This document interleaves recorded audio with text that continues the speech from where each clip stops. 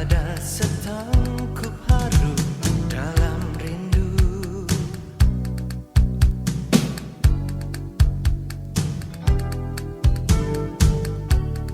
masih seperti dulu. Tiap sudut menyapaku bersahabat, penuh selaksa makna.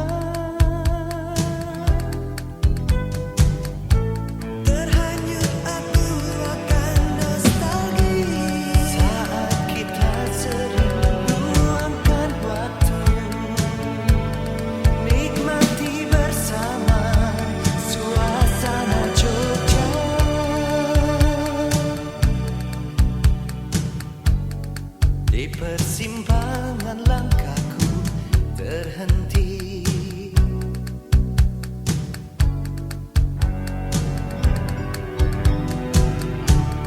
ramai kaki lima menjajakan sajian khas berselera. Orang duduk bersila, musisi jalanan mulai beraksi. Seiring laraku kehilanganmu,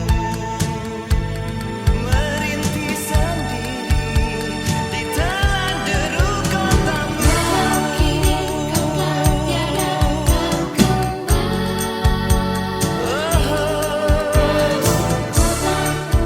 Hadirkan senyummu abadi. Izinkan aku satu bulan lagi. Mulai sepi terobati.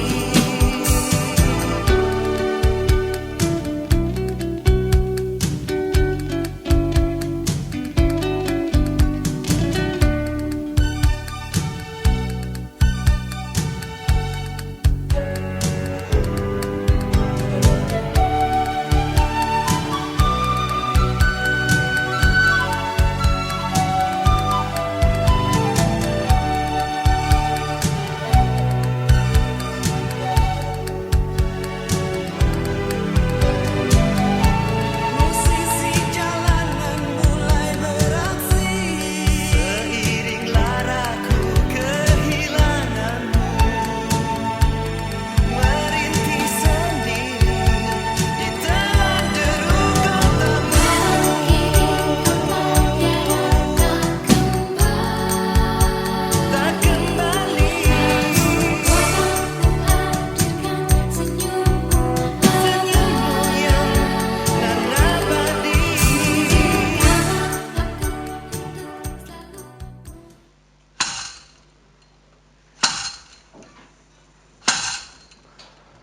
Tim penguji memasuki ruang promosi. Hadirin dimohon berdiri.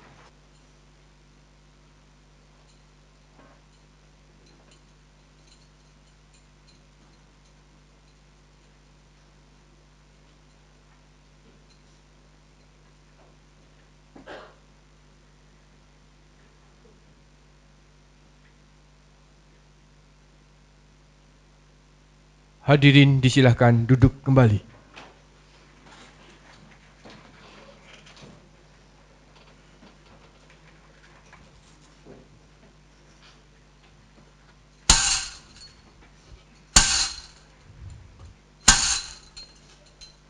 Ketua tim penguji berkenan membuka ujian promosi doktor bagi Saudara Herdiansyah Hamzah SH LLM.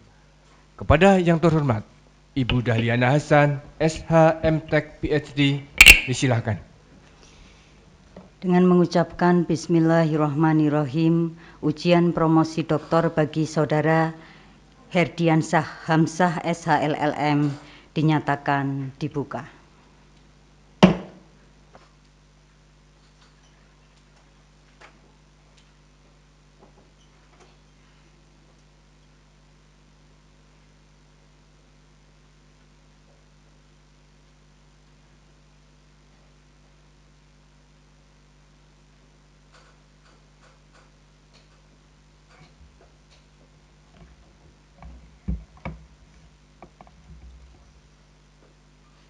menyanyikan lagu kebangsaan Indonesia Raya.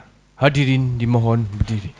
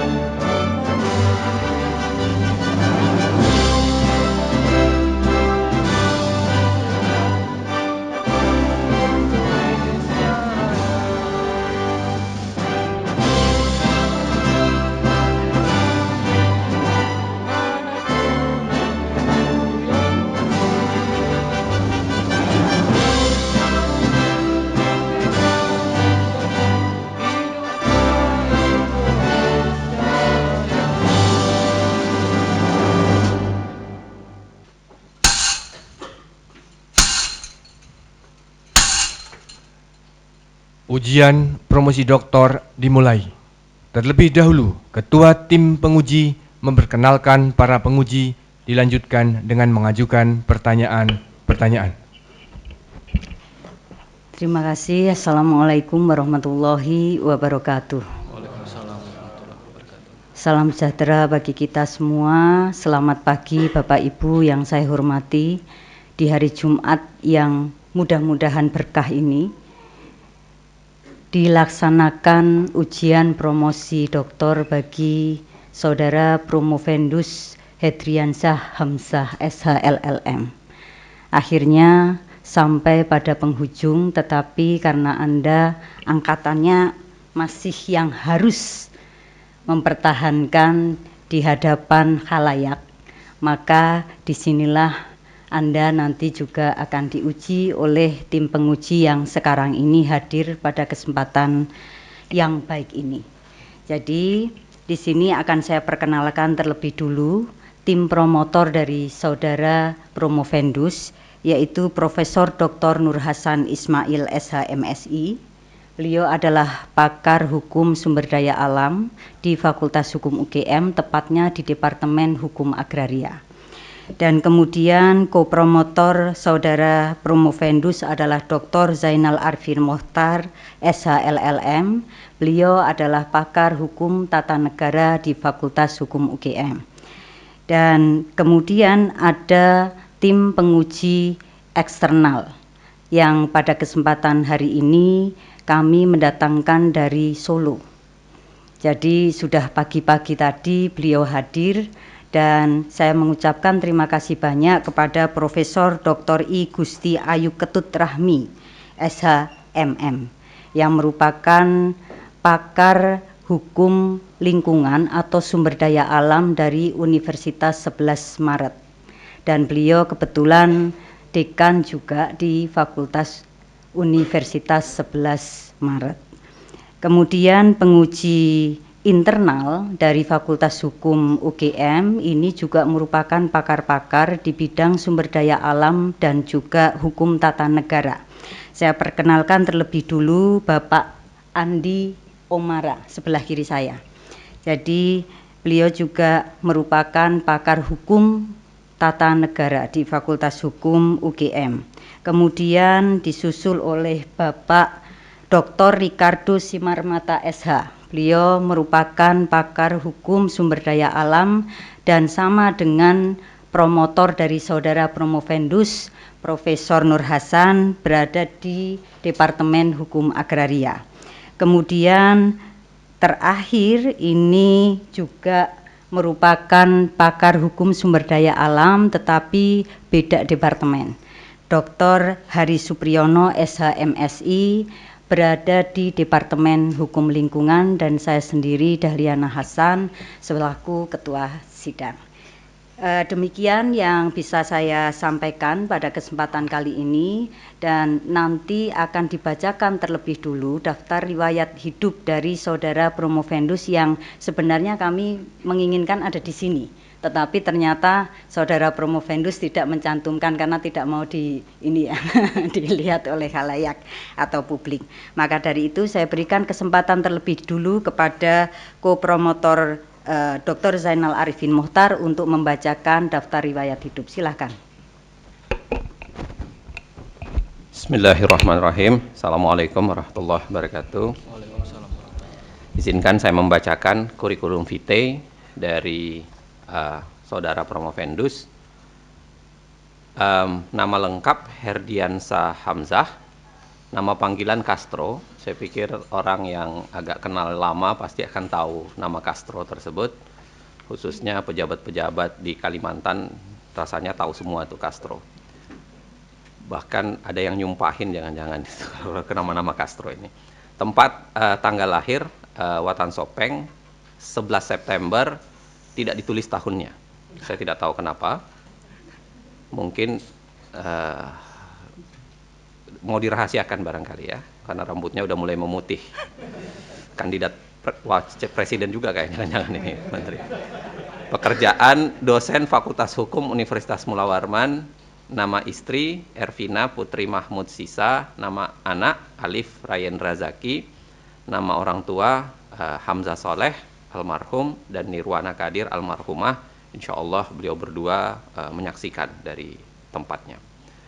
Riwayat pendidikan SD, SMP, dan SMA semuanya di Sulawesi Selatan di Watan Sopeng. S1 di Universitas Hasanuddin, S2 ditempuh di Magister Ilmu Hukum Universitas Gadjah Mada, dan saat ini insya Allah akan merampungkan program doktor di Fakultas Hukum Universitas Gadjah Mada. Riwayat organisasi yang saya ketahui juga banyak, di sini dicantumkan beberapa. Pusat Studi Anti Korupsi, Fakultas Hukum Universitas Mula Warman, CALS atau Constitutional and Administrative Law Society, lalu kemudian Kaukus Indonesia untuk Kebebasan Akademik atau KIKA. Karya ilmiah dalam bentuk buku saya kira cukup banyak, ada beberapa diantaranya pernah saya baca, tapi yang paling terakhir itu adalah Politik Tanpa Korupsi tahun 2021. Opini di media cetak juga begitu banyak. Saya kira yang terakhir soal penundukan dosen dan perlunya berserikat. Ya, nanti pertanyaannya, bisakah ASN berserikat itu menjadi buruh gitu? Nanti pertanyaan bisa panjang. Karya ilmiah juga banyak, mulai dari yang dicantumkan di sini 2019 sampai 2020. Tidak akan saya bacakan satu persatu, tapi kira-kira banyak yang berkaitan dengan disertasi yang dibawakan. Salah satunya adalah The Constitutional Interpretation of Natural Resource, Originalist versus Non-Originalist Interpretation, dimuat di Halref 2019. Banyak peran juga yang dilakukan, baik di keterangan ahli di persidangan maupun menjadi tim seleksi kelembagaan negara. Saya kira Herdiansah Hamzah atau Mas Castro sudah punya rekam jejak yang sangat mumpuni untuk itu. Demikian, terima kasih. Assalamualaikum warahmatullahi wabarakatuh. Terima kasih Saudara Dr. Zainal Arifin Mohtar atas pembacaan daftar riwayat hidup dari Saudara Promovendus, dan saya memberikan kesempatan pertama untuk bertanya kepada promotor Saudara Herdiansah Hamzah, Prof. Nur Hasan. Kami persilahkan. Terima kasih Bu Dekan. Assalamualaikum warahmatullahi wabarakatuh. Waalaikumsalam. Mas Sopo, Mas, ingin dipanggil Sopo?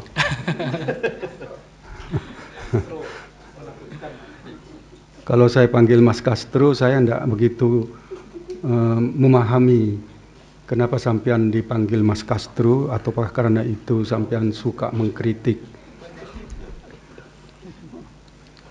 Saya tidak ingin menyebut lah gitu ya. Baik, gini. Pertanyaan pertama saya, gitu ya.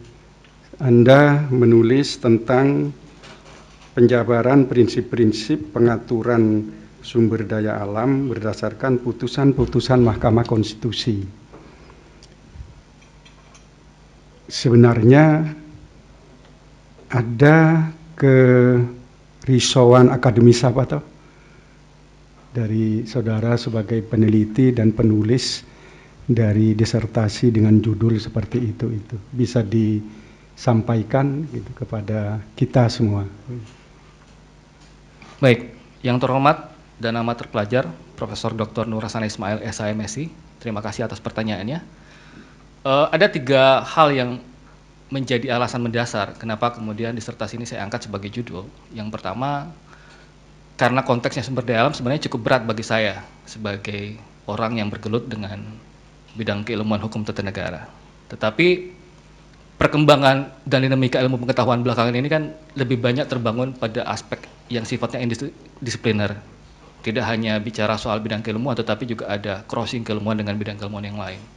Itu yang pertama. Yang kedua, karena saya berasal dari tanah Kalimantan Timur yang begitu banyak problem dengan dinamika pengelolaan sumber daya alam, saya pikir ini adalah hal yang sangat relevan untuk diangkat. Dan alasan terakhir, scholars di Indonesia, terutama scholars yang bergelut di bidang hukum tata negara dan ilmu perundang-undangan, tidak banyak yang concern bicara soal prinsip-prinsip hukum. Promovendus ingin meletakkan kembali bagaimana arti penting prinsip-prinsip hukum di dalam dinamika bidang hukum di Indonesia. Itu 3 alasan mendasar yang menyebabkan Promovendus memilih judul ini sebagai disertasi. Baik, terima kasih. Apa saudara akan mengatakan yang banyak terjadi kekisruhan, terutama dampak dari pengelolaan sumber daya alam di Kalimantan, apakah itu berarti di Sulawesi juga tidak terjadi kerusakan yang sama? Kerusakan yang sama terjadi di berbagai macam wilayah. Dalam disertasi Promovendus di bagian pendahuluan, itu menyebutkan bahwa implikasi peraturan perundang-undangan yang berdampak terhadap pengelolaan sumber daya alam itu terjadi di semua wilayah. Tidak hanya di Kalimantan, tetapi ada beberapa daerah-daerah termasuk Kalimantan yang memiliki derajat kerusakan yang jauh lebih besar dibanding daerah-daerah yang lain. Tetapi sifatnya sebenarnya lebih bersifat general, berlaku di semua daerah. Iya, tetap sampean akan mengkritik bahwa Kalimantan jauh lebih krusial kerusakannya dibandingkan dengan Sulawesi kan gitu. Demikian. Ya. Saya catat loh itu. Baik, pertanyaan kedua gitu. Untuk jawaban Anda yang terakhir gitu ya. Berkenaan dengan prinsip-prinsip atau asas-asas hukum. Sebenarnya kalau dari sisi kajian-kajian akademis gitu, di mana sih letak posisi dan fungsi dari asas-asas hukum ini, apalagi misalnya berkaitan dengan putusan-putusan Mahkamah Konstitusi yang pastinya itu berkaitan dengan prinsip atau asas-asas hukum. Saudara bisa jelaskan gitu ya posisi dan fungsi dari asas-asas hukum itu dalam sistem hukum yang ada, katakanlah yang ada di Indonesia. Joseph Ras di dalam artikel yang berjudul Legal Principle and the Limit of Law itu menegaskan ada 5 fungsi dasar dari prinsip hukum. Yang pertama, prinsip hukum sebagai dasar untuk melakukan interpretasi atau interpreting laws. Kita akan sangat sulit mengerti makna yang terkandung di balik aturan-aturan hukum tanpa memahami dengan baik prinsip-prinsip hukum yang mendasari pembentukannya. Yang kedua, menurut Ras, fungsi prinsip hukum adalah sebagai dasar untuk merubah peraturan-peraturan hukum atau changing laws. Dengan prinsip hukumlah kita bisa melakukan proses evaluasi, koreksi, termasuk perubahan terhadap undang-undang. Ini juga menjadi jantung penelitian disertasi dari Promovendus. Yang ketiga, menurut Ras, fungsi prinsip hukum adalah sebagai dasar untuk membuat peraturan-peraturan hukum baru atau making new rules. Kalau kita bicara soal prinsip hukum adalah penuntun bagi pembentukan norma-norma baru. Kalau ada orang yang menolak dituntun oleh prinsip hukum atau bahkan mengabaikannya, itu adalah kekeliruan yang sangat fatal. Kalau saya mengibaratkan prinsip hukum ini, kalau dia ibaratkan pohon pisang, maka prinsip hukum adalah jantung pisang. Jantung pisang inilah kemudian yang menuntun buah pisang bertumbuh dengan baik. Atau kalau saya mengibaratkan sebagai sebuah bangunan, prinsip hukum ini adalah fondasi bangunan. Fondasi bangunan inilah kemudian yang menuntun bangunan berdiri dan kokoh. Yang keempat, menurut Ras, prinsip hukum berfungsi sebagai dasar di dalam penolakan atau pengecualian terhadap hukum. Ada banyak hal yang tidak bisa dijangkau oleh aturan hukum, tetapi bisa dijangkau oleh prinsip hukum. Kalau ada yang menyebut bahwa saya taat terhadap hukum tetapi tidak taat terhadap prinsip, saya mengibaratkan itu seperti mayat hidup atau zombie. Dia punya badan tetapi tidak punya roh, jiwa, dan pikiran. Yang terakhir, menurut Ras, fungsi hukum adalah sebagai sarana untuk menyelesaikan kasus-kasus tertentu atau action in particular case. Ya. Baik. Pertanyaan saya terakhir. Kalau prinsip hukum itu berfungsi seperti saudara jelaskan tadi, dan dengan mengkaitkan pada posisi Mahkamah Konstitusi sebagai penjaga dari konstitusi, dan harapannya tentu sebagai penjaga dari konstitusi putusan-putusannya, yang sampean katakanlah sebagai mengandung asas-asas hukum. Sebenarnya pertanyaannya, seberapa jauh sih sebenarnya pemerintah atau kementerian-kementerian atau bahkan mungkin DPR memperhatikan dan melaksanakan isi putusan-putusan dari Mahkamah Konstitusi, terutama yang mengandung prinsip-prinsip hukum itu. Artinya pertanyaannya sebenarnya dari sisi politik hukum seperti apa? Baik, terima kasih. Dari hasil penelitian yang Promofendus lakukan, memang salah satu penyebab prinsip-prinsip yang terkandung di dalam putusan MK tidak bisa dieksekusi adalah, kalau saya mengutip Tom Gisbert, kan ada 4 biasanya alasan putusan-putusan Mahkamah Konstitusi tidak bisa dieksekusi. Pertama, apakah memang dia mengeksekusi putusan dengan baik dengan menggunakan prinsip itu. Yang kedua, apakah prinsip itu ditolak. Yang ketiga, biasanya ada proses amandemen terhadap undang-undang. Dan yang ketiga, memang sengaja menolak. Nah, Promofendus menemukan, kita memang tidak menemukan semacam sistem judicial order sebagaimana praktek di Jerman atau instrumental Jackson sebagaimana praktek di Amerika Serikat. Hanya sekitar 52% putusan-putusan Mahkamah Konstitusi itu dilaksanakan dengan baik oleh para adresat, dalam hal ini pembentuk undang-undang, apakah DPR ataupun pemerintah. Demikian. Ya, terima kasih, saya kembalikan. Assalamualaikum warahmatullahi wabarakatuh. Waalaikumsalam warahmatullahi wabarakatuh. Terima kasih Prof. Nur. Silahkan selanjutnya kopromotor Dr. Zainal Arifin Muhtar. Baik, bismillahirrahmanirrahim. Assalamualaikum warahmatullahi wabarakatuh. Ada 3 pertanyaan saya. Yang pertama, saya sengaja kaitkan karena mudah-mudahan Ibu dan Bapak sekalian mungkin sudah membaca sedikit ringkasan ya yang mungkin dibagikan. Saya mau berangkat dari pertanyaan pertama adalah kenapa Anda memilih untuk mematok keputusan MK dengan seakan-akan bahwa seluruh yang lainnya itu harus menyesuaikan dengan putusan MK. Seakan-akan MK ini adalah hal yang pasti benar, zalikal kitabu la raiba fiha hudal lil muttaqin gitu. Kira-kira begitu. Inilah petunjuk bagi orang mukmin, pokoknya harus ditaati nih. Kenapa Anda berkesimpulan begitu? Padahal setahu saya Anda juga pengkritik MK, banyak sekali tulisan Anda mengkritik MK habis-habisan bahwa MK nggak benar dan lain sebagainya. Kok sekarang Anda merasa bahwa inilah kitab yang harus dijalankan gitu? Itu yang pertama. Silahkan. Ya, terima kasih. Yang terhormat dan amat terpelajar Bapak Dr. Zainal Arifin Muhtar SHLLM. Terima kasih atas pertanyaannya. Kalau kita cermati dengan detail, di dalam disertasi yang Promofendus buat ini di bagian kesimpulan sebenarnya ada stressing yang menyebutkan bahwa kendatipun prinsip-prinsip yang terkandung di dalam putusan MK adalah hal yang harus ditaati, adalah harus diikuti oleh pembentuk undang-undang, tetapi ada bagian lain yang memberikan kewenangan juga kepada pembentuk undang-undang untuk menafsirkan sendiri bagaimana kemudian prinsip-prinsip pengaturan sumber daya alam itu. Tetapi dalam domain yudikatif, di mana MK diberikan kewenangan untuk menguji undang-undang, di bagian pengantar Promovendus sudah menyebutkan bahwa sebenarnya ini menyangkut kewenangan Mahkamah Konstitusi, di mana ada proses yang hendak dicapai, menafsirkan constitutional text, apa yang tertuang di dalam Undang-Undang Dasar, dinamika memori van Toelechting dan lain sebagainya, dengan proses constitutional adjudikasi yang dilakukan oleh Mahkamah Konstitusi. Jadi pada prinsipnya ruang bahwa MK beserta dengan putusan-putusan di bidang sumber daya alam tetap menjadi bagian penting untuk dijadikan sebagai acuan di dalam pembentukan undang-undang, tetapi ada ruang berbeda bagi pembentuk undang-undang dalam hal ini DPR dan pemerintah. Demikian. Oke, itu berkaitan dengan prinsip-prinsip yang Anda sebut. Anda sebutkan ada prinsip-prinsip yang sangat banyak. Saya mau nanya begini, prinsip-prinsip ini menurut Anda harus bersifat statis atau sebenarnya dia harus bersifat dinamis? Karena kalau Anda pakai logikanya Joseph Ras itu kan masuk kira-kira dalam pemikiran ilmu hukum, dia kira-kira masuk genre ya positivisme, neopositivisme lah, positivistik yang agak lain daripada positivisme klasik gitu.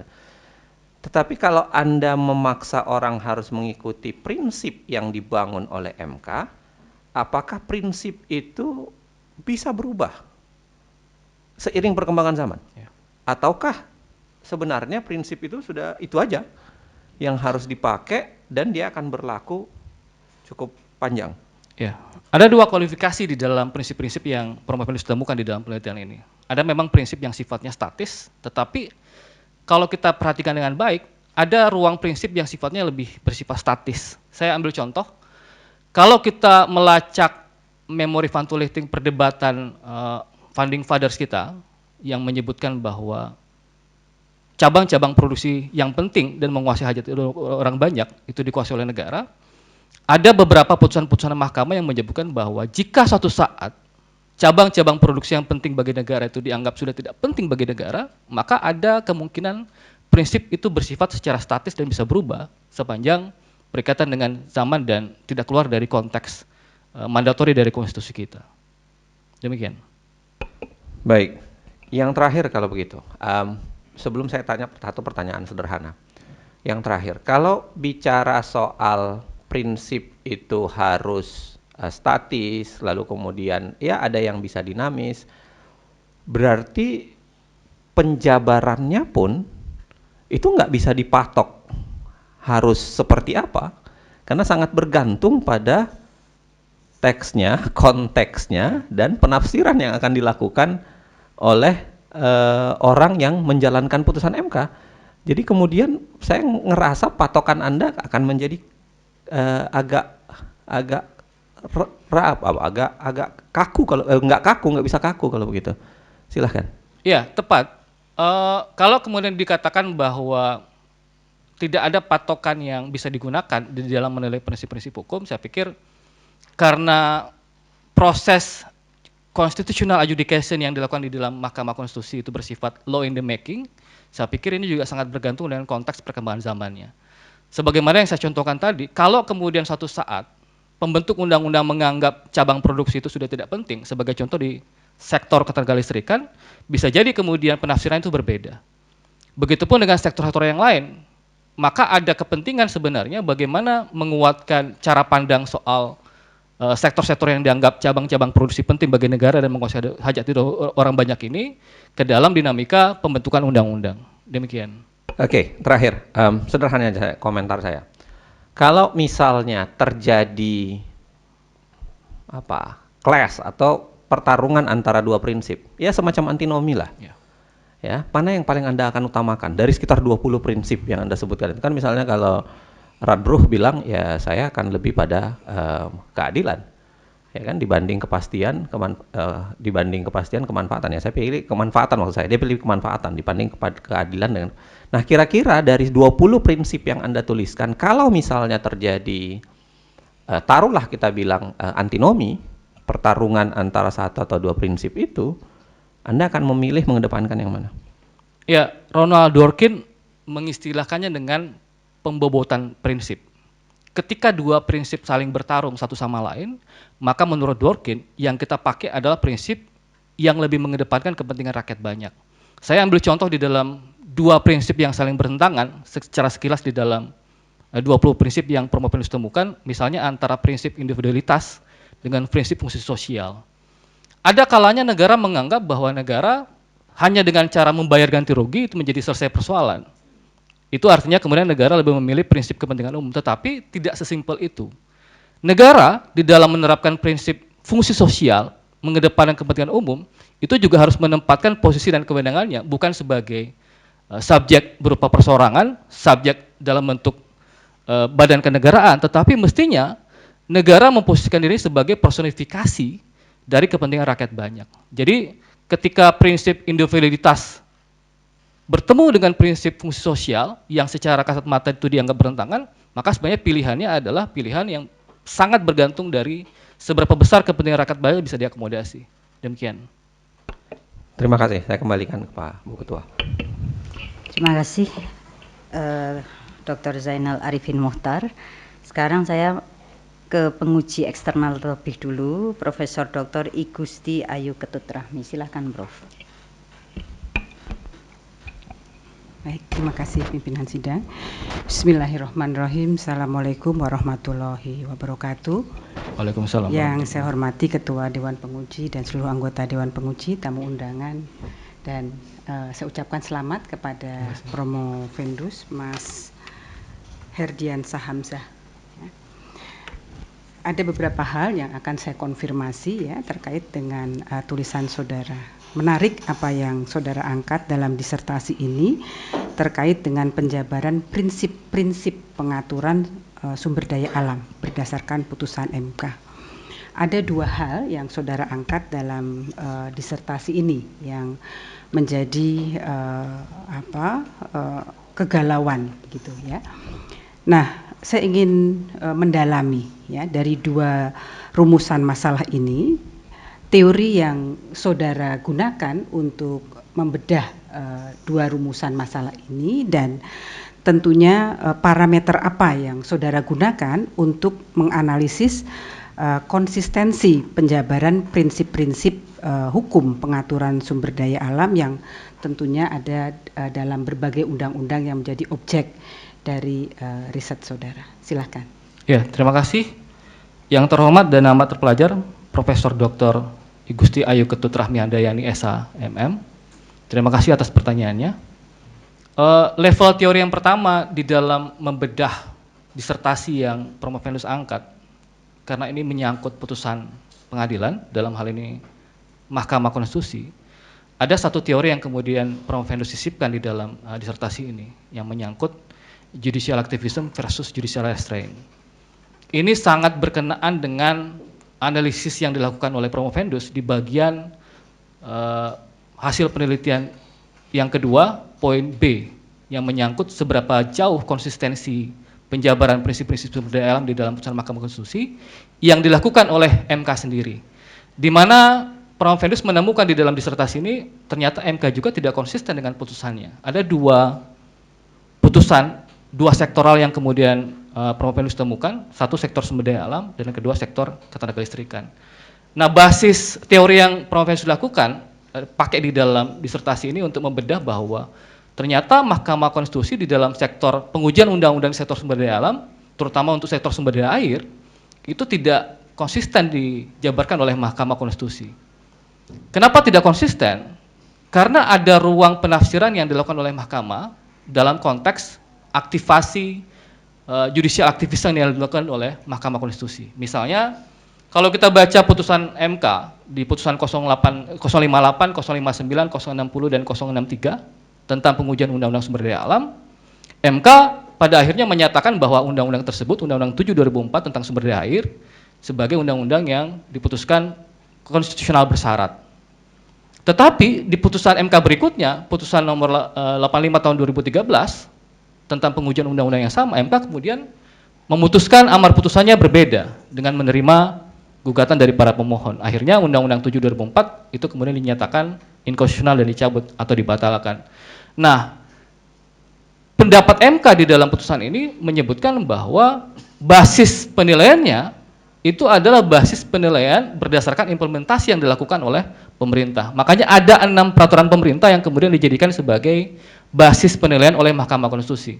PP tentang air tanah, PP tentang rawa, PP tentang sungai dan lain sebagainya. Kalau kita mengutip pendapat Richard Posner misalnya, Richard Posner mengatakan bahwa judicial activism itu kan penggunaan kekuasaan kehakiman di dalam melakukan penilaian terhadap kebijakan-kebijakan di luar daripada lembaga kehakiman, baik lembaga eksekutif ataupun lembaga yudikatif. Dalam konteks pengujian Undang-Undang Nomor 7 2004, menurut Promovendus, Mahkamah Konstitusi telah mengaktifkan fungsi judicial activism itu dengan membatalkan Undang-Undang Nomor 7 2004, padahal sebelumnya di tahun 2004 MK malah menyatakan itu adalah undang-undang yang konstitusional bersyarat. Demikian. Baik, berikutnya ya. Terkait dengan kembali lagi ke prinsip-prinsip hukum pengaturan SDA yang terkandung dalam putusan MK ya, dikaitkan dengan The Theoretical of Ecological Justice dari Brian Baxter. Dan prinsip yang saudara identifikasi dan analisis ya, ada 5 prinsip besar dan 20 butir ya. Mohon diberikan insight di mana ecological justice ini saudara identifikasi ya, karena bicara mengenai prinsip hukum pengaturan SDA tidak mungkin lepas dari keadilan ekologis. Saya belum melihat di sini apakah ada di prinsip berkelanjutan atau di prinsip keadilan sosial. Silakan. Baik, terima kasih. Kalau kita sarikan dalam kalimat yang lebih sederhana, sebenarnya kelima kelompok prinsip beserta dengan 20 butir prinsip sebagai turunannya, sebenarnya semuanya berrelevan atau berkaitan dengan ecological principle tadi. Tetapi kalau kemudian pertanyaannya yang mana yang lebih dominan dalam konteks perlindungan atau keadilan sosial tadi, itu 2 prinsip sebagaimana yang disebutkan oleh Prof. Ayu tadi. Dalam konteks kelompok prinsip keberlanjutan yang terdiri dari kelompok prinsip kelestarian lingkungan hidup, keseimbangan, kemudian keterpaduan dan lingkungan hidup sendiri. Baik dengan kelompok prinsip yang berkaitan dengan keadilan sosial. Di sana ada prinsip sebesar-besar kemakmuran rakyat, efisiensi berkeadilan, fungsi sosial, dan lain sebagainya. Kalau kemudian kita ujikan bahwa di mana letak ecological principle itu, semuanya relate. Kalau kita misalnya pinjam pendapat Jim Lee di dalam buku Green Constitution, nuansa hijau di dalam Undang-Undang Dasar 1945, Jim Lee mengatakan kalau kita lacak memberi fantuliting perdebatan makna keberlanjutan di dalam perubahan keempat Undang-Undang Dasar di tahun 2002, seingat Promovendus, Jim Lee menyebut bahwa prinsip keberlanjutan itu ibaratkan 2 sisi mata uang yang tidak bisa dipisahkan sama sekali dengan aspek lingkungan hidup. Sangat sulit bicara soal keberlanjutan tanpa bicara soal lingkungan hidup, begitu sebaliknya. Lingkungan hidup tanpa kemudian tujuan untuk keberlanjutan itu akan sangat sulit kita lacak. Demikian. Ya, baik. Berikutnya di dalam prinsip yang kelima ya, saudara mengidentifikasi ada 4 butir terkait dengan prinsip yang berkaitan dengan demokrasi. Ya, saya ingin mendalami prinsip ini, khususnya prinsip partisipatif. Nah, jika merujuk pada 8 tangga ya, partisipasi dari Seri Einstein dalam tulisan beliau Ladder of Citizen Participation ya. Nah, bagaimana penjabaran prinsip ini dalam berbagai peraturan perundangan yang menjadi objek riset saudara? Ya. Di dalam posisi di mana? Baik. Ya.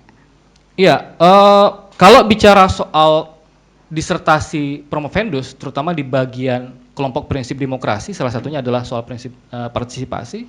8 tangga menurut absen itu sebenarnya semuanya berkaitan, ada peran masing-masing. Tetapi kalau pertanyaannya yang mana yang lebih dominan, pada proses pengambilan kebijakan, karena ini bicara soal akses, distribusi, dan kontrol terhadap sumber daya alam, maka konteks partisipasi itu adalah hal yang sangat vital atau urgent peranannya di dalam pengelolaan sumber daya alam.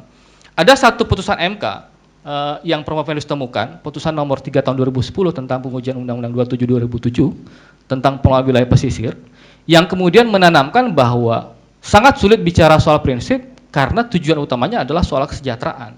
Jadi antara prinsip partisipasi di dalam ketentuan kelompok prinsip yang kelima dengan prinsip desentralisasi misalnya, itu tidak bisa dipisahkan sama sekali. Jadi prinsip-prinsip yang terkait dengan demokrasi adalah satu kesatuan yang tidak bisa dipisahkan sama sekali. Demikian. Baik, saya kira cukup. Terima kasih. Wassalamualaikum warahmatullahi wabarakatuh. Waalaikumsalam warahmatullahi wabarakatuh. Terima kasih Prof. Ayu. Saya langsung saja ke penguji internal, tapi Anda tidak akan minum dulu? Puasa? Minum, Prof. Ya, Terima silakan. kasih. Oke, langsung saja sebelah kiri saya Pak Andi Omara, silakan. Baik, terima kasih Ibu Ketua. Saudara Promovendus, karena yang sulit-sulit sudah disampaikan semua, saya gampang-gampang dulu saja. Yang pertama, kalau saya baca pengantar, itu kan Anda menjelaskan banyak hal. Saya ingin tahu apa sih yang menjadi limitasi atau kelemahan dari disertasi ini? Atau keterbatasan dari disertasi ini? Ya, terima kasih. Yang terhormat dan amat terpelajar, Bapak Andi Omara SH, Master of Public and International Law PhD. Terima kasih atas pertanyaannya. Di dalam rumusan masalah yang kedua, yang disertasi kemudian kaji di dalam penelitian ini, ada limitasi terkait dengan kajian penjabaran di dalam undang-undang yang hanya terbatas pada 5 sektor. Pertambangan, ketenagalistrikan, sumber daya air, kemudian perkebunan dan wilayah pesisir dan pulau-pulau kecil. Sayangnya memang berdasarkan diskusi dengan promotor dan kopromotor, kita dibatasi dengan 5 undang-undang ini. Kenapa demikian? Karena untuk menilai konsistensi penjabaran, kita hanya akan bisa menganalisis undang-undang yang telah diputus oleh MK dan ada tindak lanjut dari pembentuk undang-undang, baik perubahan terhadap undang-undang ataupun pengganti undang-undang terhadap undang-undang yang lama. Padahal ada beberapa undang-undang sebenarnya kalau kita kaji dan hubungkan dengan penelitian ini, itu akan jauh lebih bisa menguatkan hasil penelitian dari Promovendus. Misalnya undang-undang migas yang sampai sekarang pun belum ada tindak lanjut dari pembentuk undang-undang. Itu bahkan sejak tahun 2004 putusan MK berkaitan dengan undang-undang migas. Oke. Begitupun undang-undang kehutanan dan lain sebagainya. Ya. Demikian. Nah, kalau tadi disampaikan bahwa sebenarnya tidak hanya MK, tetapi juga pembentuk undang-undang, itu sama-sama tidak konsisten. Bagaimana Anda menjelaskan ketika lembaga yang satu dengan lembaga yang lain itu memiliki hubungan yang erat, yang satu negatif, yang satunya positive legislator, tetapi punya karakter yang tidak konsisten satu dengan yang lain? Baik. Domainnya tentu saja berbeda. Kalau kemudian kewenangan menafsirkan pengaturan sumber daya alam itu diletakkan kepada pembentuk undang-undang, baik DPR ataupun pemerintah, maka dia berada pada domain politik. Tetapi kalau bicara soal putusan-putusan Mahkamah Konstitusi, yang tentu saja mesti kita taati di dalam pembentukan undang-undang, maka domainnya pada wilayah lembaga judisial, karena memang kewenangan itu ada di Mahkamah Konstitusi. Sebenarnya, kalau terjadi pertentangan antara pembentuk undang-undang dan Mahkamah Konstitusi memang menjadi problem ke depannya. Makanya saya Promovendus tadi sudah menyinggung di awal bahwa kita tidak memiliki desain judicial order seperti di Jerman atau instrumen Jackson seperti di Amerika Serikat. Yang pada intinya mestinya kalau bicara soal wilayah atau domain judicial, maka satu-satunya penafsir sebenarnya adalah Mahkamah Konstitusi. Yang jadi problem kemudian adalah tidak ada daya paksa dari putusan-putusan Mahkamah Konstitusi kepada adresat, dalam hal ini pembentuk undang-undang. Itu yang jadi problem ke depan sebenarnya. Oke. Baik. Pertanyaan berkaitan dengan konsistensi menurut saya penting. Apakah memang harus konsisten? Itu satu hal. Tapi ini tidak usah dijawab. Yang berikutnya ini saja berkaitan dengan adanya keterbatasan bahwa pengadilan itu selesai ketika dia memutus, begitu kan? Nah, pertanyaannya, Anda sepakat atau setujukah dengan pernyataan yang mengatakan bahwa pengadilan adalah the least dangerous branch of government? Ya, pada prinsipnya saya sepakat. Hanya saja ada problem di dalam ujar-ujar ini ya. Kalau kemudian kita menganggap bahwa pengadilan adalah pintu terakhir di dalam menegakkan keadilan, termasuk dalam aspek putusan-putusan di sektor sumber daya alam, mestinya memang ada kerangka yang kita buat bagaimana eksekusi terhadap putusan itu. Dan itu yang kita tidak dapatkan sampai sekarang. Makanya dari hasil penelitian Promovendus ditemukan bahwa hanya 52% yang kemudian dapat ditindaklanjuti oleh pembentuk undang-undang, baik oleh DPR ataupun pemerintah. Selebihnya 30% menyatakan menolak, atau dalam pengertian bahkan sampai hari ini selama berpuluh-puluh tahun tidak ada proses eksekusi terhadap putusan pengadilan itu. Oke. Kan ada gap ya antara pengambil kebijakan dengan pengadil. Pengadil itu sekelompok orang, sekelompok individu yang kemudian tidak secara nyata menjalankan kebijakan atau menyusun kebijakan itu mendasarkan pada katakanlah situasi aktual atau faktual. Ini pertanyaan terakhir karena sudah kadung. Sedangkan pengadil itu mendasarkan pada peraturan perundang-undangan yang lebih tinggi. Bagaimana menselaraskan atau merekonsiliasikan dua hal yang sama-sama penting tetapi dengan pijakan yang tidak selalu sama. Silakan. Baik. Sebenarnya salah satu kritikan terbesar kita terhadap pembentuk undang-undang juga adalah selama ini beberapa kali perubahan undang-undang MK, tetapi perubahan-perubahan itu tidak menyasar aspek-aspek penting yang mestinya menjadi vital dalam relasi tadi antara putusan-putusan mahkamah dengan adresat atau pembentuk undang-undang dalam hal ini DPR dan pemerintah.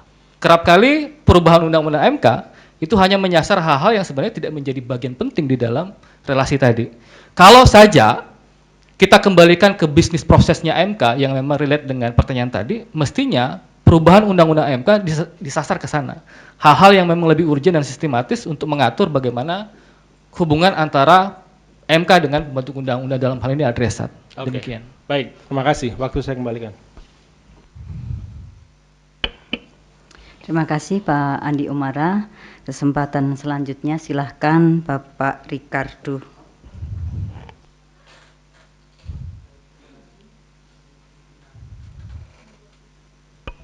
Ujian terbuka ini.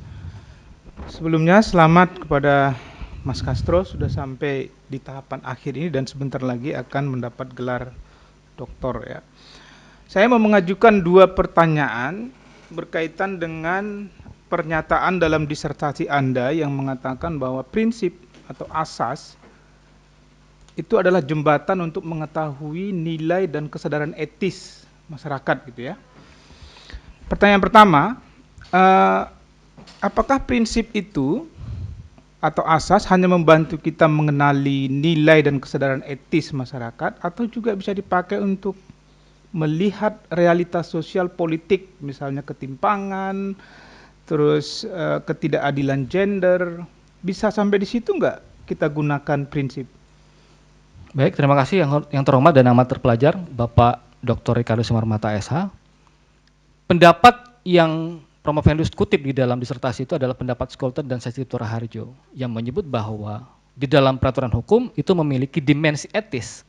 Hal yang kerap kali kita dapatkan sekarang yang banyak orang melupakan itu. Jaksa menganggap taat hukum tetapi abai dengan prinsip. Polisi merasa bahwa taat terhadap hukum tapi abai terhadap prinsip. Pengacara juga demikian. Bahkan para scholars pun sekarang dalam pendapat Promovendus itu kerap kali melupakan keberadaan prinsip di dalam aturan-aturan hukum itu.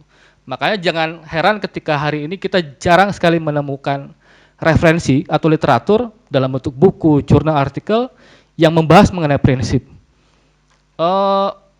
Ada beberapa buku sebenarnya yang membahas mengenai prinsip atau asas hukum karena bagi Promovendus asas dan prinsip itu adalah dua hal yang sama begitu ya.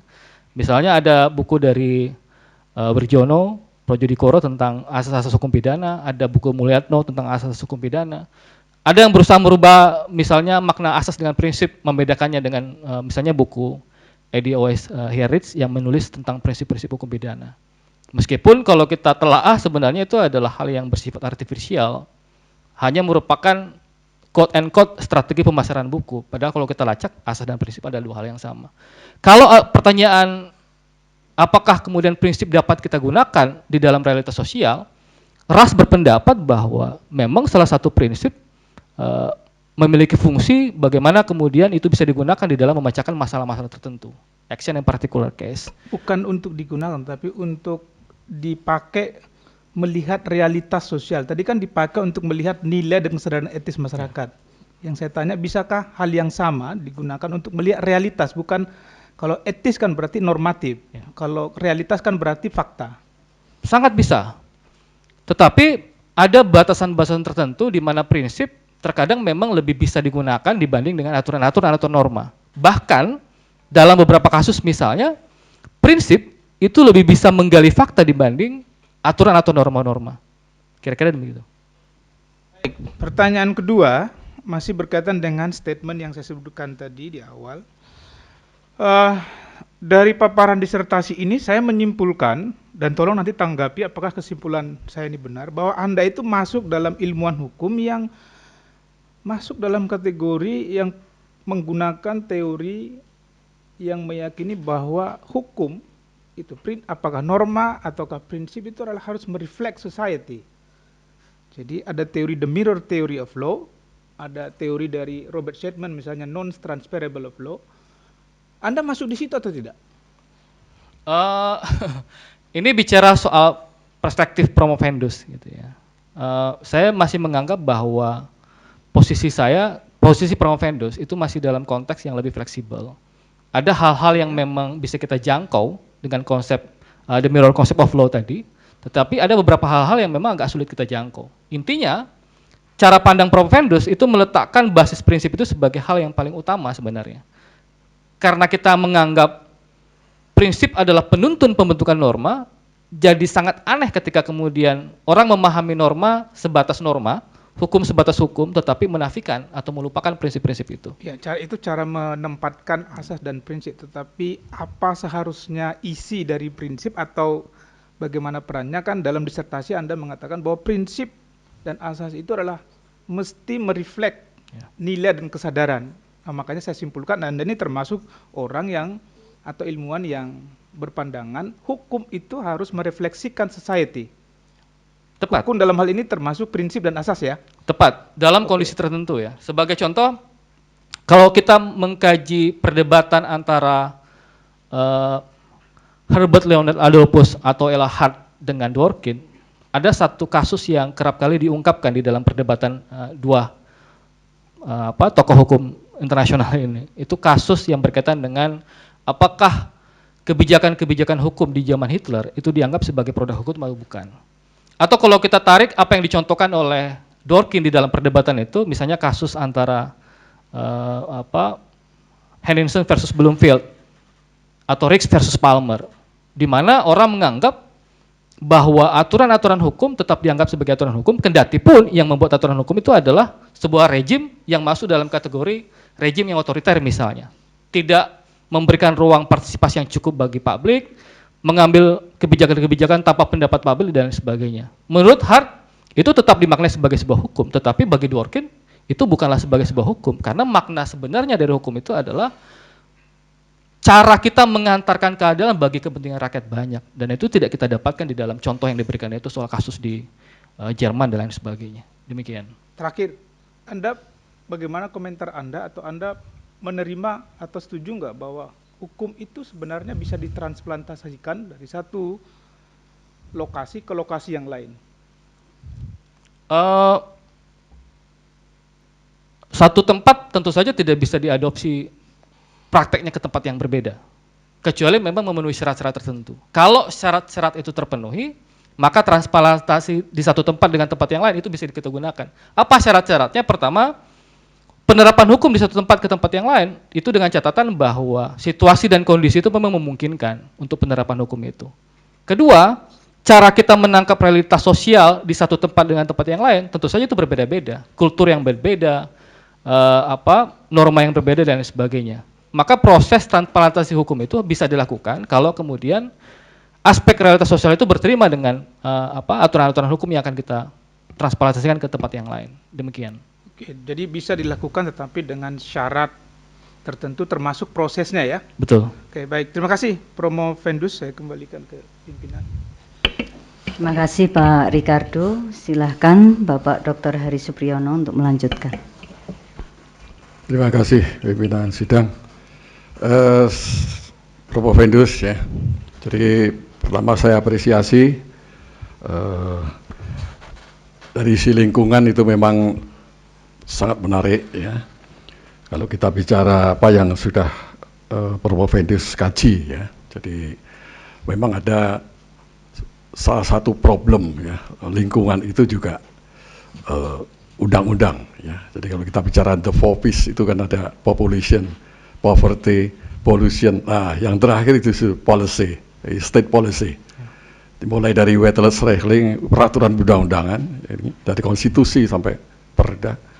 Kemudian juga ada basicing, ada diskresi ya, ada vonis. Nah, tapi menarik sekali apa yang sudah Prof. Vendus kaji ini, ternyata ada 20 prinsip yang kemudian 7 yang kemudian bermasalah ya, karena dianggap sebagai ini konsistensi.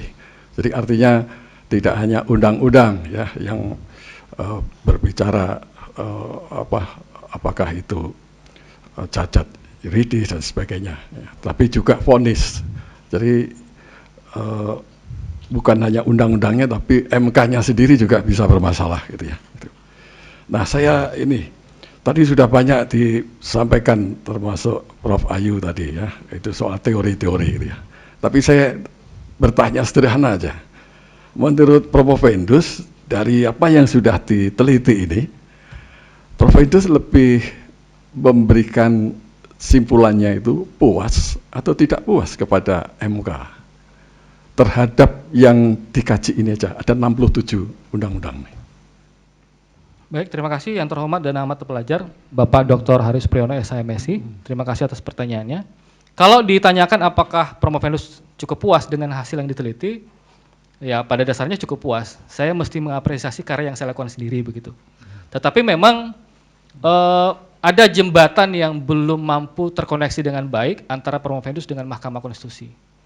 Misalnya, kalau Prof. Vendus di dalam disertasi mengklaim ada 2 sektor putusan-putusan MK terhadap 2 sektor yang tidak konsisten, sebagaimana yang Prof. Vendus tulis, ketidakkonsistenan di dalam sektor undang-undang sumber daya air dan sektor ketenagalistrikan, Prof. Vendus belum menerima jawaban secara eksplisit kenapa kemudian kecenderungan inkonsistensi itu terjadi di Mahkamah Konstitusi. Saya ambil contoh begini.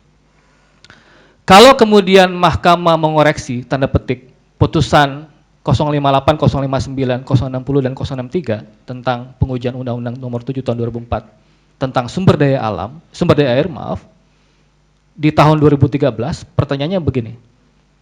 Alasan MK itu kan adalah bahwa pemerintah itu tidak konsisten menjalankan perintah dari putusan MK di tahun 2004. Itulah kemudian yang menjadi alasan Mahkamah memeriksa 6 peraturan pemerintah.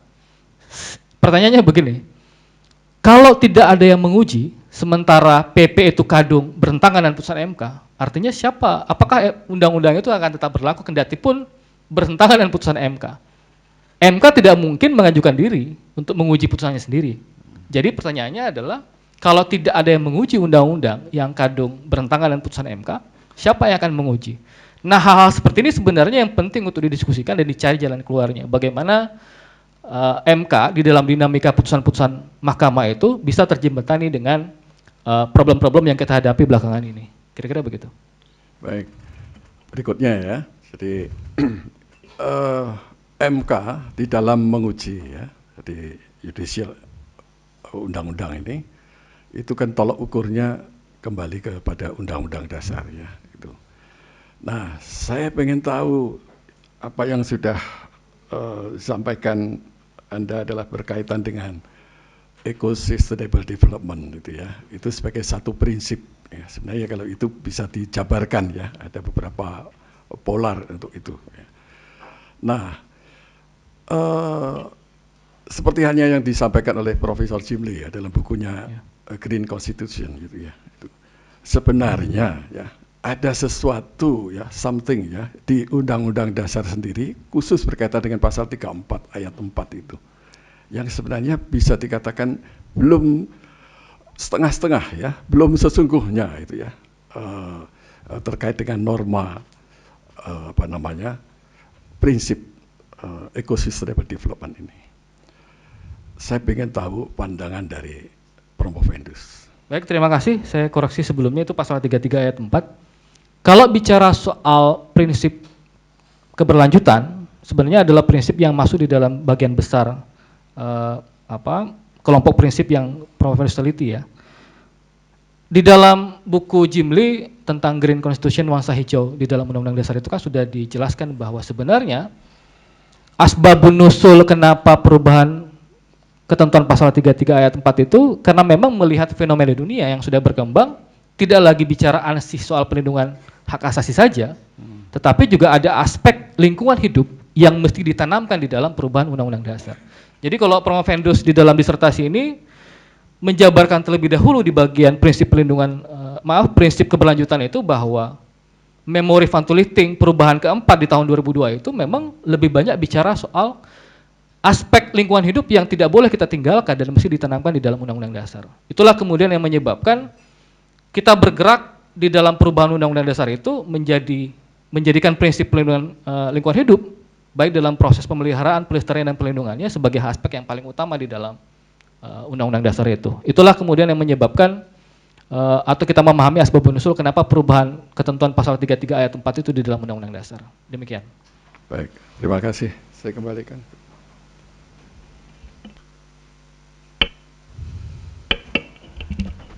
Terima kasih Pak Hari Supriyono. Satu saja pertanyaan saya, Mas Herdiansah Hamsah ini kan meneliti mengenai prinsip-prinsip yang berkenaan dengan pengelolaan sumber daya alam. Yang saya tanyakan sebenarnya memang tidak terkait dengan sedikit mungkin kaitannya dengan pengelolaan sumber daya alam, tetapi terkait dengan prinsip hukum. Saya tertarik ketika Anda tadi menjawab sangat sulit untuk bicara soal prinsip karena yang diutamakan adalah kesejahteraan, gitu ya. Nah, saya pernah menulis mengenai konsep pengenaan alat berat pasca putusan MK nomor 15 tahun 2017. Di sana MK menyatakan bahwa alat berat tidak lagi dapat dikenakan pajak. Ya. Padahal kenyataannya ketika alat berat itu digunakan, maka itu merusak lingkungan terutama di Kalimantan. Benar apa yang dikatakan Anda. Lalu di sini sebenarnya ketika pajak alat berat yang dulunya masuk dalam kendaraan bermotor itu dikenakan, sebenarnya kan ada prinsip yang tertanam di sana ya, polluter pays principle. Dan akhirnya MK menyatakan bahwa ya sudah, karena tidak ada dasar konstitusionalnya, maka di sini diabaikanlah hal tersebut. Artinya juga mengabaikan prinsip polluter pays gitu. Nah, ketika Anda menyatakan hal tersebut, bobot yang seperti apa yang Anda tawarkan ketika Anda menyatakan ini kepentingan publik yang harus diutamakan? Kepentingan publik yang mana yang ingin Anda jelaskan di sini? Karena ini kan sama-sama, ini revenue raising principle dengan polluter pays principle. Yang mana kepentingan publik, yang mana kepentingan publik terhadap pelestarian lingkungan ataukah kepentingan publik terhadap kesejahteraan? Silahkan. Baik, terima kasih yang terhormat dan amat terpelajar Ibu Dahlina Hasan, SIM Tax PhD. Terima kasih atas pertanyaannya. Saya mengembalikan kepada pendapat Dworkin ya, yang menyebutkan bahwa di dalam ketika terjadi pertentangan antara dua prinsip, maka yang digunakan adalah pembobotan. Pertanyaannya adalah bagaimana proses pembobotan itu dilakukan gitu. Apa parameternya, apa ukurannya? Menurut Dworkin, dalam proses pembobotan ketika terjadi dua atau conflict of the principle, maka yang dilakukan adalah bagaimana penafsiran terhadap sejauh mana kepentingan umum itu bisa diakomodasi. Pertanyaannya adalah apa parameter terhadap kepentingan umum itu? Apakah negara bisa menafsirkan secara subjektif bahwa negara merepresentasikan kepentingan umum? Sementara pada satu sisi ketika kita mengambil sudut pandang publik, publik menganggap bahwa kita tidak diakomodasi dalam kepentingan itu. Jadi sebenarnya ada elemen-elemen penting yang tidak boleh kita nafikan di dalam menafsirkan soal kepentingan umum itu. Kalau kita baca kelompok prinsip yang kelima yang Promovendus teliti, ada kelompok prinsip demokrasi, partisipasi, pengawasan, kemudian desentralisasi dan lain sebagainya. Elemen penting ini mestinya kemudian menjadi parameter juga di dalam melakukan penilaian terhadap kepentingan umum. Saya mau ambil contoh kasus bagaimana praktek proyek strategis nasional di Wadas misalnya ya, tempat yang paling dekat dari sini. Ketika kemudian negara menganggap dia menjadi penafsir tunggal terhadap makna kepentingan umum itu. Jadi semuanya ditabrak. Kalau kita baca baik-baik misalnya, pertambangan andesit di Wadas itu sebenarnya bertentangan dengan undang-undang pertambangan. Undang-undang pertambangan tetap mewajibkan izin sebagai alat untuk bagaimana mencegah kerusakan lingkungan, sebagaimana mungkin agak relate dengan cerita Bu Dahlina tadi. Tetapi ada proses penafsiran secara tunggal terhadap makna kepentingan umum itu oleh negara. Padahal secara teoretik kalau saya pinjam pendapat Notonegoro ataupun pendapat Imam Sutikno, sebenarnya negara itu tidak boleh menganggap dirinya merepresentasikan secara tunggal terhadap kepentingan umum itu. Negara menurut Notonegoro dan Sutikno mestinya menempatkan kepentingan rakyat banyak itu sebagai aspek yang mesti kita representasikan. Bagaimana mungkin misalnya praktek kebijakan itu tanpa melibatkan partisipasi masyarakat, tidak pernah dimintai pendapat, tidak pernah didengar pendapatnya dan lain sebagainya. Demikian. Terima kasih atas jawabannya.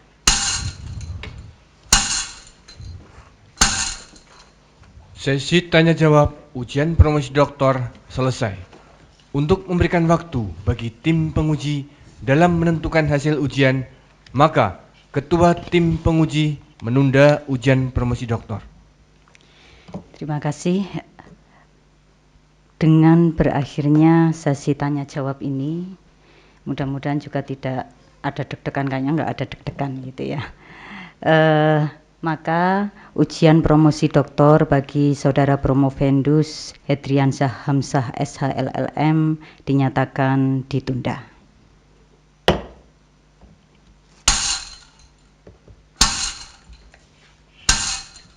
Tim penguji meninggalkan ruang promosi menuju ruang yudisium. Hadirin dimohon berdiri.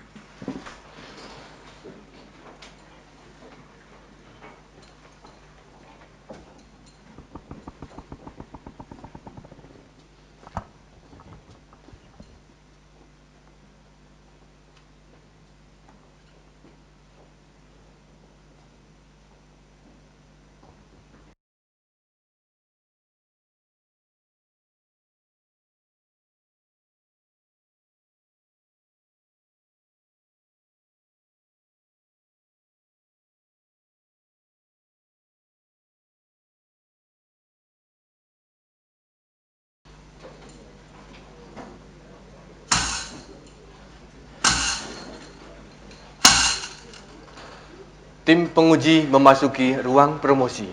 Hadirin dimohon berdiri.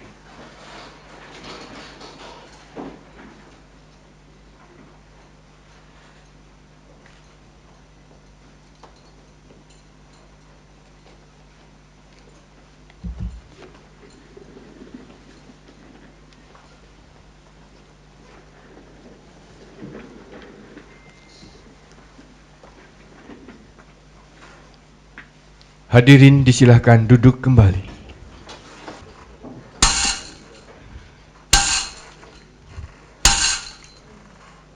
Ketua Tim Penguji membuka kembali ujian promosi doktor. Ujian promosi doktor bagi Saudara Hedriansyah Hamzah SHLLM dinyatakan dibuka kembali.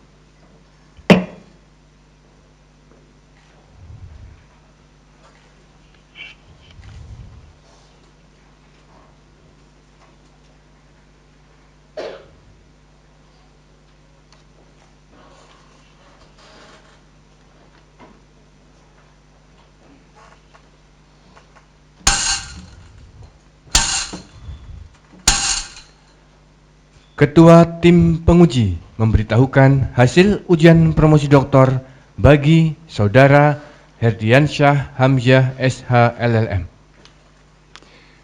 Setelah tim penguji berdiskusi, mungkin agak lama ya, Ya, ini pura-puranya agak lama gitu.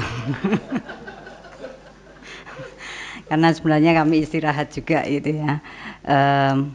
Tetapi setelah berdiskusi dengan promotor, dengan penguji eksternal, tim penguji internal, maka kami menyatakan bahwa Saudara Herdiansyah Hamzah SHLLM dinyatakan lulus. Yang terpenting adalah nilainya. Dengan nilai A.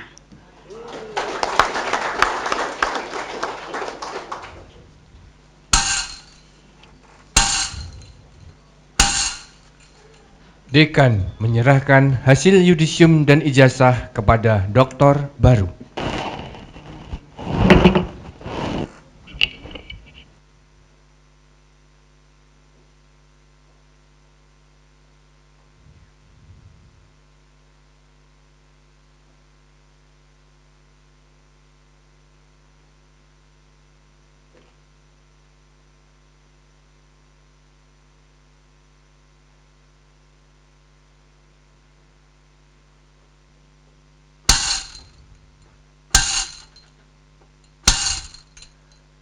Promotor menyampaikan kesan dan pesan. Kepada yang terhormat Profesor Dr. Nur Hasan Ismail SH MSI selaku promotor, disilahkan. Bismillahirrahmanirrahim. Assalamualaikum warahmatullahi wabarakatuh. Pertama-tama kita patut memanjatkan puji syukur alhamdulillah kepada Allah Tuhan Yang Maha Esa gitu, bahwa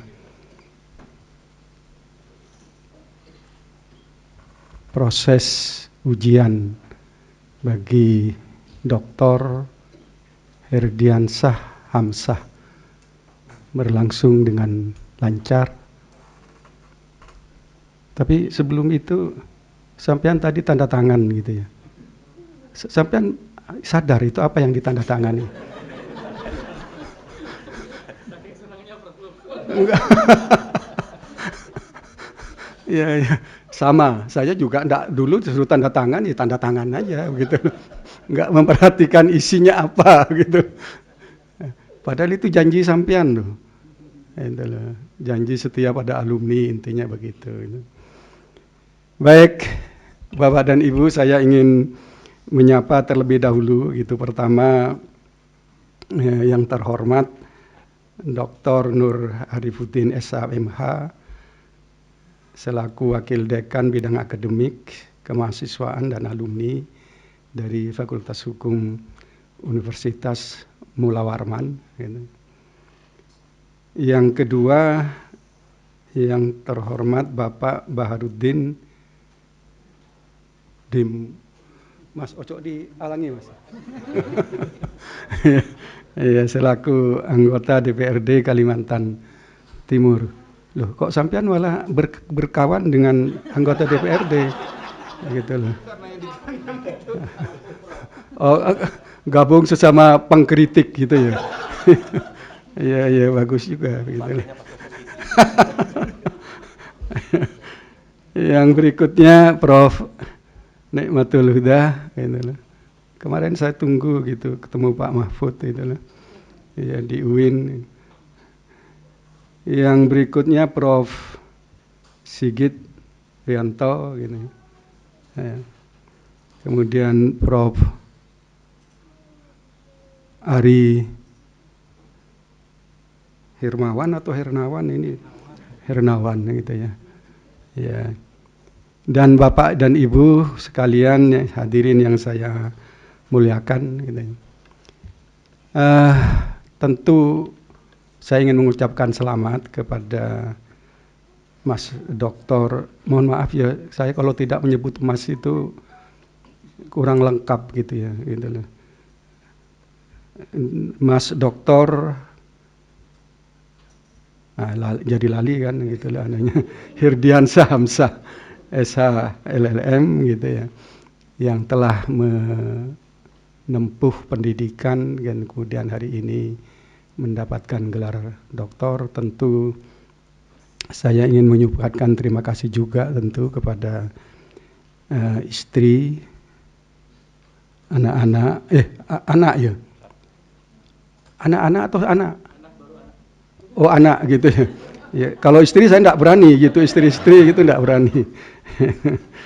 Ya karena paling tidak sampean sudah ya mengikhlaskan gitu Mas Herdiansah untuk bolak-balik gitu ya Kalimantan atau dari Samarinda ke Jogja.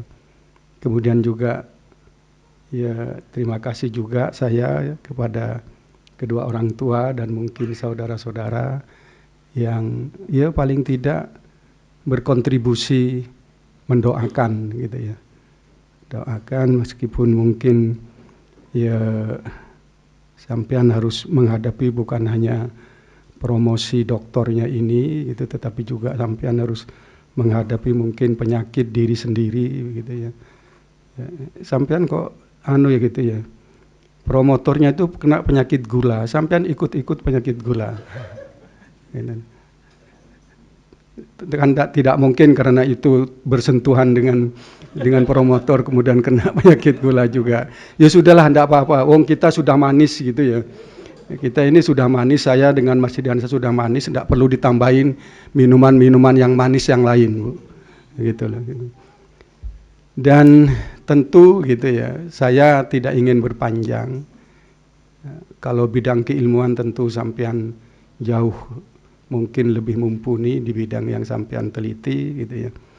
Dan sampean sudah mengundang beberapa teman aktivis juga begitu ya, dalam kerangka untuk mempertajam gitu ya, analisis dalam rangka untuk mengemban tugas-tugas. Ya aktivis itu dalam pengertian mengkritik orang gitu ya dengan baik, dengan bagus gitu ya. Saya hanya ingin menyampaikan dua hal gitu. Pertama, apapun yang terjadi pada diri kita gitu, terutama yang punya aspek negatif pada diri kita, jangan pernah dianggap itu sebagai sesuatu yang tidak berguna bagi diri kita. Pasti itu berguna. Mungkin sampean menempuh pendidikan ini cukup lama. Dan sampean tidak usah mengatakan bapak juga lama dulu. Kita sama-sama berlama-lama. Ya. Tapi terimalah itu sebagai sesuatu bagian dari apa ya? Dari yang diberikan oleh Yang Kuasa pada diri kita. Dan jangan pernah disesali kenapa kok saya berlama-lama, tetapi justru ambillah hikmah gitu ya di balik apa yang terjadi pada diri kita gitu, meskipun itu tidak kita tidak enak rasanya menerima itu gitu. Kalau bahasanya Ustadz gitu ya, Allah itu menciptakan segala sesuatunya itu pasti tidak ada sesuatu yang tidak berguna gitu. Rabbana ma khalaqta hadza batila begitu ya. Allah menciptakan apapun gitu. Baik yang kita terima sebagai sesuatu yang tidak mengenakan itu pasti gitu ya. Ada manfaatnya, tergantung pada kita mampu tidak kita mengambil hikmah di balik apa yang tidak mengenakan bagi diri kita. Saya dulu sama begitu ya, lebih dari 5 tahun, tapi saya nikmati saja begitu ya. Mungkin inilah gitu ya, dengan cara begini saya bisa menjadi guru besar, mau gitu tok gitu. Saya doakan juga sampean menjadi guru besar gitu. Yang kedua begitulah. Ini saya belajar dari seorang tukang parkir gitu. Jadi pada satu saat saya duduk di sebuah kantor gitu di depan itu sambil menyaksikan tukang parkir menata. Tukang parkir di instansi pemerintah. Ada kemudian mobil masuk gitu ya, ada supir, ada si bosnya gitu. Kemudian mau parkir di depan pintu. Oleh tukang parkir ini, nggak boleh Pak di sini Pak. Wong sebentar kok, saya kenal baik dengan pimpinan kantor ini.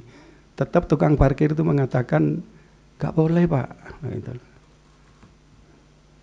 Bapak turun dulu di sini, nanti si supir biar saya tunjukkan tempat parkir yang masih tersedia, meskipun agak jauh. Gitu. Saya menyaksikan saja peristiwa itu. Gitu. Kemudian setelah ditunjukkan tempat parkirnya, si tukang parkir ini berdiri lagi di depan pintu kantor itu, sambil menunggu orang yang tadi ketemu dengan pimpinan kantor itu keluar. Dan kemudian dia dengan ikhlas memanggil, Bapak tunggu di sini, saya yang akan memanggil supirnya untuk datang ke sini. Ya. Meskipun dia dengan dimarahi gitu oleh si Anu tadi. Setelah itu setelah peristiwa fenomena itu berlalu, saya mendatangi tukang parkir itu, Pak, sampean kok begitu sabar gitu, ya dia jawabnya begini, meskipun sampean sudah dibentak, tapi sampean kok tetap gitu melayani dia dengan baik. Gitu. Saya hanya dapat perintah dari pimpinan itu, bahwa senangkanlah tamu yang datang ke sini. Meskipun dia mungkin marah-marah, tapi senangkanlah tamu itu. Gitu. Jadi dalam bahasa saya begitu, saya kemudian iya ya. Gitu. Kalau kita dibentak orang, gitu loh. Dalam bahasa Jawa itu semut kalau diinjak pun pasti marah, begitu loh. Tapi tukang parkir ini dengan ikhlas saja, gitu, menerima perlakuan itu dan dia tetap ikhlas saja, begitu. Melakukan itu. Gitu. Nah kadang gitu di dalam kehidupan, apalagi kita ini sebagai dosen gitu ya, kadang-kadang kan mahasiswa itu, Pak bisa bertemu enggak Pak? Oh, memang lu sopo kok memerintah saya ingin ketemu. Nah, itu. Kan kadang-kadang kita kan begitu, ego kita kan bisa muncul itu gitu ya. Yo besok jam piro Pak gitu loh. Nek bahasa mahasiswa sekarang kan berani begitu loh. Ya sakarepku saya belum bisa menentukan, pokoknya besok gitu loh. Nah, itu kan menunjukkan kita ego kita begitu, tidak pada aspek kita ikhlas melayani gitu ya. Siapapun gitu ya. Dan tidak peduli orang ini siapa. Jadi mungkin dari apa yang saya sampaikan ini begitu ya. Kita tentu dengan bahasa yang halus. Saya bukan ingin menyindir sampean sebagai aktivis gitu ya. Aktivis pun perlu bahasa yang mau itu warohmah itu ya benar ya. Mau itu bil hikmah gitu ya. Karena ada pesantren yang lulus kan gitu. Ada santri yang lulus tinggal saya tanya saja gitu. Nah, gitu. Mau itu bil hikmah itu menurut saya lebih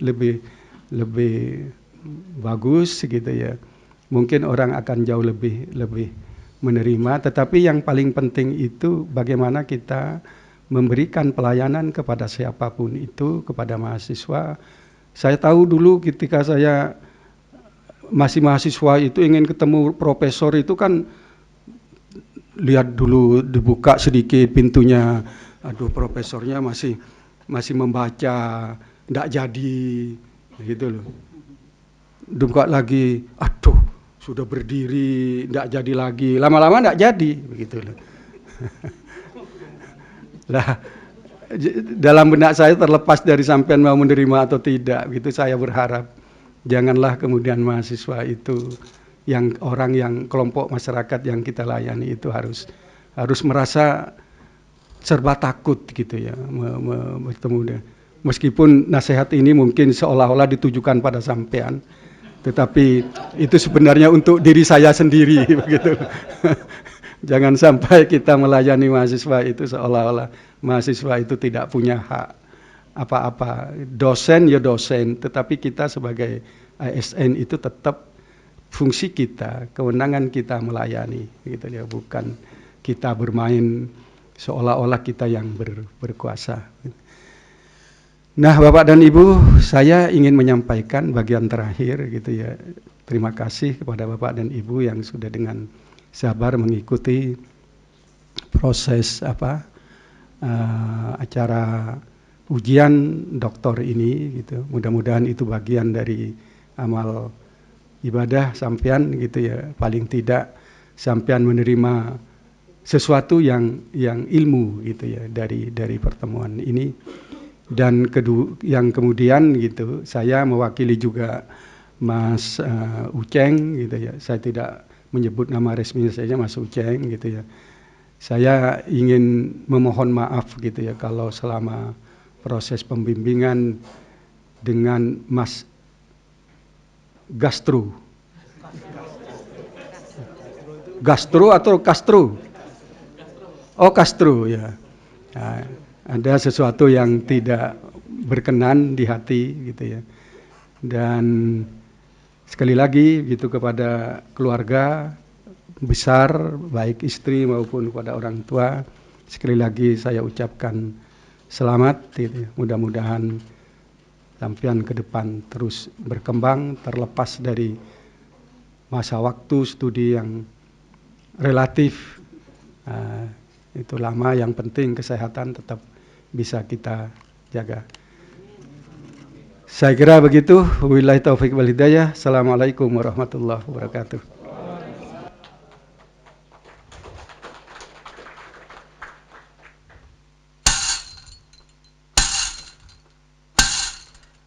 Ketua Tim Penguji menutup promosi doktor bagi Dr. Herdiansyah Hamzah SH LLM.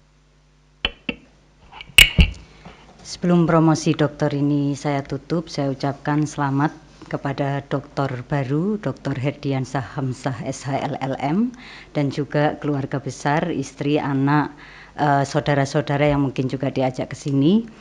Saya juga mengucapkan selamat kepada Universitas Mula Warman karena telah berhasil kemudian mengantarkan Dr. Herdiansyah Hamzah SH LLM ini menjadi seorang doktor dan tidak DO dari Fakultas Hukum UGM.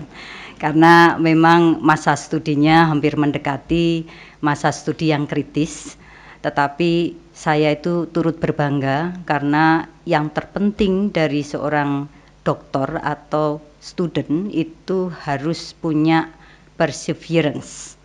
Artinya bahwa Anda tidak kemudian patah di tengah jalan tetapi meneruskan langkah dan akhirnya berhasil sampai pada titik tujuan. Selamat sekali lagi Dr. Herdiansyah Hamzah, dan saya beritahukan kepada Dr. Herdiansyah Hamzah SHLM ini merupakan doktor ke-254 yang lulus ujian di Fakultas Hukum UGM dan doktor ke-5.782 yang lulus di Universitas Gadjah Mada. Dengan ini saya mengucapkan alhamdulillahirabbil alamin dan ujian promosi doktor ini saya tutup.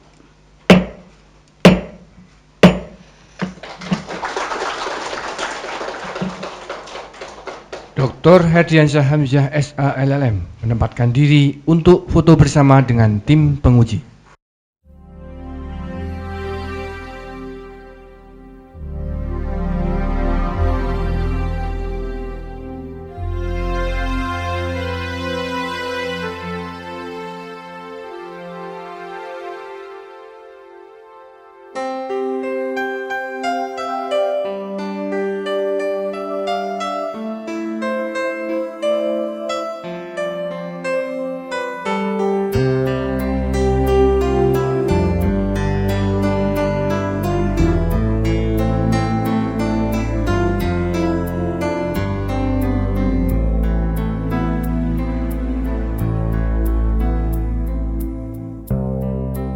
Oceans apart, day after day, and I slowly go insane.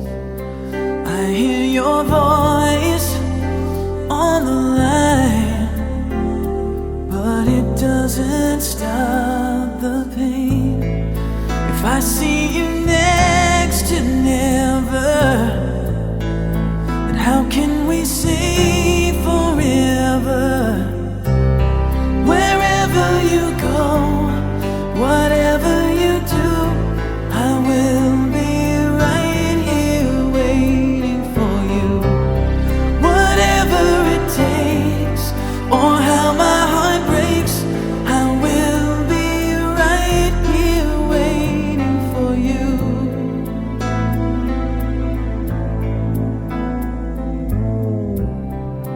I took for granted all the times that I thought would last somehow. I hear the laughter, I taste the tears, but I can't get near you now. Oh, can't you see it, baby? You've got me going crazy. Wherever you go, whatever you do, I will be right here waiting for you.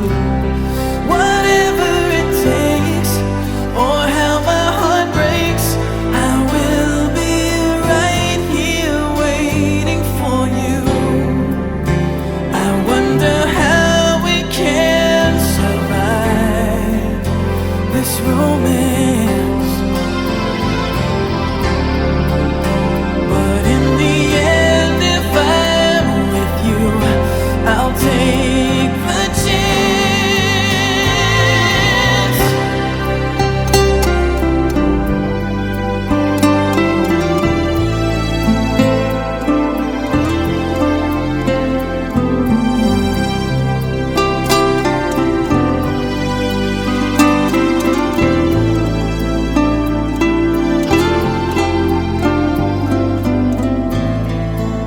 Oh, can't you see it, baby? You've got me